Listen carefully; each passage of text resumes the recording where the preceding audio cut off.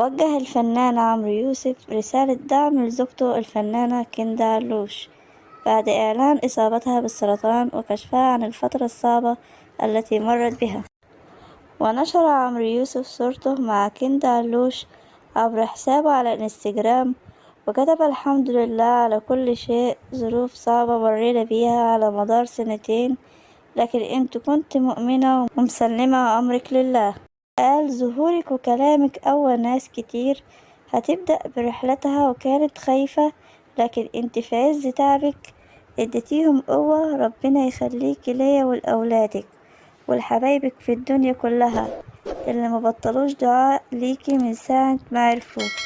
ربنا يحبب فيكي خلقه كمان وكمان، عشان انت تستاهلي كل حب الدنيا يا أجمل قلب في الدنيا.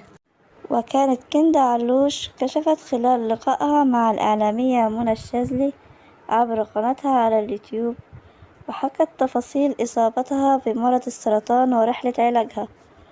وقالت كندا علوش كيف اكتشفت إصابتها بالمرض، وقالت إنها بعد 9 أشهر من ولادة ابنها كريم بدأت تشعر بألم أثناء الرضاعة، وقفت عن الرضاعة الطبيعية واستمر الألم 5 شهور، فقررت عمل فحص للثدي.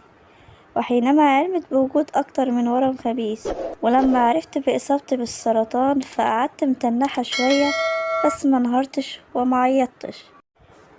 وقالت كندا: ربنا نزل عليا من أول ثانية سكينة وطمأنينة رهيبة من وقتها، وبقالي سنة وشهر بتلقى العلاج الكيماوي، وعمرو جوزي كان بيصر يجي معايا جلسات الكيماوي، وكنت بقرا قرآن خلالها.